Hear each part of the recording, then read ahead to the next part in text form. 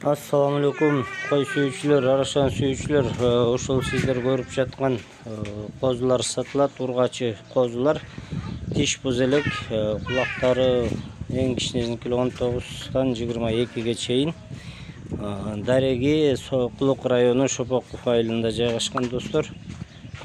Кимге кызык болсо, номерин калтырып кетем, чалып сүйлөшсөңүздөр болот. Баарынын ден соолуктары мыкты.